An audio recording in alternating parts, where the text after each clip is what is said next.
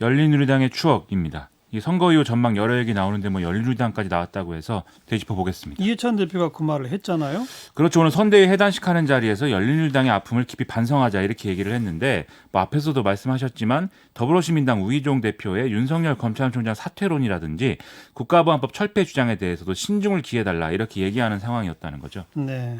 열린우리당 때 무슨 일이 있었던 거예요? 이 야당들이 노무현 대통령 탄핵을 추진하는 바람에 역풍이 불어서 2004년에 여당인 열린우리당이 과반 의석을 점했었죠. 예. 이 여세를 몰아서 4대 개혁 입법이라는 걸 추진을 했는데 뭐였죠? 이게 국가보안법, 신문법, 과거사법, 사립학교법 이런 거였습니다. 네. 근데 당시 한나라당 박근혜 대표가 반대하면서 이제 장애투쟁 카드를 꺼냈었죠.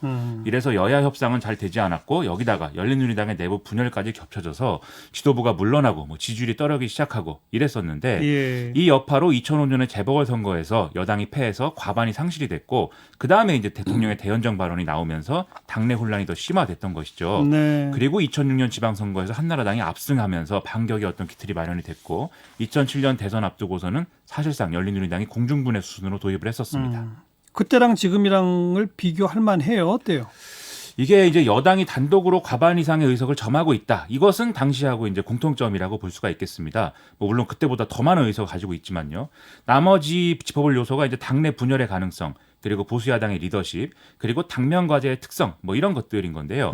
먼저 당내 분열 요소를 보면은 이 당시 열린우리당은 정계 개편 직후에 좀 급조된 그런 정당이었습니다. 예. 그래서 리더십이 굉장히 허약한 상태였고요. 그래서 뭐 초선들이 뭐 통제가 안 된다. 그래서 108번내다. 뭐 이런 말까지 나왔었기 그때 때문에 초선이 108명이었죠. 그렇습니다. 맞아요. 그때하고 같다고 볼 수는 없는 거죠. 지금의 더불어민주당이. 예. 다만 이제 어제도 말씀드렸듯이 대권 주자들 중심으로 어떤 분파 형성 가능성이 높아졌다. 이건 이제 리스크라고 볼 수가 있겠습니다. 보수 야당의 구심점이 없다는 거, 대권 주자가 없다는 거 이것도 큰 차이죠. 그렇죠. 어제도 얘기를 했고 뭐 앞에서도 다뤘지만 당시에 박근혜 대표와 같은 존재가 지금 미래통합당에는 없는 거거든요. 그러니까 오히려 심각한 위기를 맞이했으면서도 여전히 분열 요인을 안고 있는 듯이 보이기도 하는 측면도 있습니다. 뭐 오늘 쭉 나온 얘기지만 뭐 비대위 성격을 놓고 혁신형이냐 관리형이냐 이거 놓고 뒤에서 좀 삿바싸움 벌이는 것 같기도 하고요. 그리고 김종인 비대위원장 카드 놓고도 물밑에서 계속 뭐 힘겨루기 진행 중인 것도 같고 그런 상황인데 그런데 지금 미래통합당이 이렇게 어려움에 빠진 이유는 결국 강경 노선이 원인이다. 이런 지적이 나오는 거 아니겠습니까? 그래서 또 쉽게 장애투쟁을 선택할 수 있는 이 어떤 그런 시점도 아니다. 이런 차이가 또 있는 게 사실입니다. 그리고 지금은 코로나19 때문에 당장 급한 불들이 많아서 그때 뭐 국법법 폐지 이런 얘기 할 때가 아니잖아요. 그렇죠. 지금 사실 가장 국회에서 먼저 시급하게 처리해야 될 것은 코로나19로 인한 경제 대책 그리고 이걸 뒷받침할 수 있는 뭐 추경 예산 처리 이런 것들인 거죠. 예. 이걸 이제 하고 나서 그리고 나서 쟁점이 될 만한 게 지금 공수처 출범과 관련한 공수처장 후보 추천이라든지 뭐 이런 검경개혁 문제다 이렇게 볼 수가 있겠는데요. 네. 사실 이제 열린우리당 때와 비교를 하자면 4대 개혁하고 성격이 유사한 어떤 이슈라고 한다면 방금 말씀드린 것 중에서는 공수처 관련 뭐 이런 후자의 문제였다 이렇게 볼 수가 있겠습니다. 근데 공수처야 뭐 정해진 수순대로 그냥 가면 되는 거 아닌가 싶고. 자, 여당은 이제 앞으로 어떻게 해야 할까요? 이 여당 입장에서는 지금 뭐 야당의 협력과 협조를 이끌어내면서 그러면서도 개혁이라는 큰 목표를 포기하지 않는 이런 좀 방법을 찾아내야 되는 입장인 것인데요. 예. 그래서 앞에도 말씀을 드렸지만 먼저 경제 문제와 관련해서는 이례적 수준의 대책이 아주 시급한 그런 상황입니다.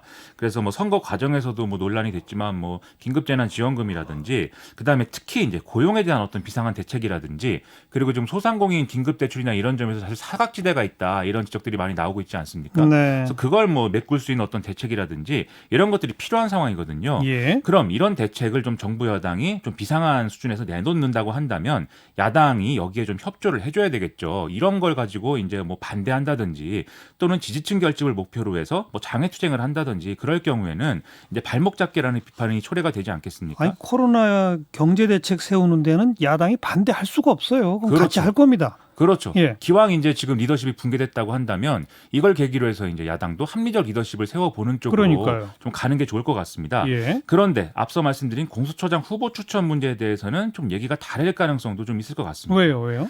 이 검찰 개혁은 주요 개혁 과제이긴 한데 결국은 이제 정치적 이슈라는 성격이 좀 크다라는 점을 주목을 해야 될 것 같은데요.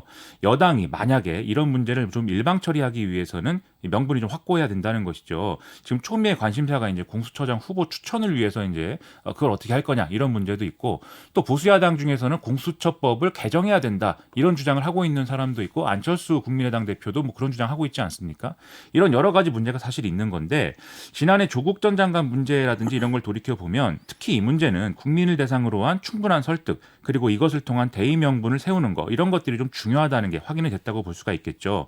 그래서 이 공수처라는 기구가 정권의 어떤 주요 인사들을 보호하기 위한 그런 게 아니라 오히려 권력에 대한 감시를 더 강하게 하기 위함이다. 이런 애초의 취지를 살릴 것이다. 이런 이 취지의 정치적 액션들이 좀 필요한 것 같은데요.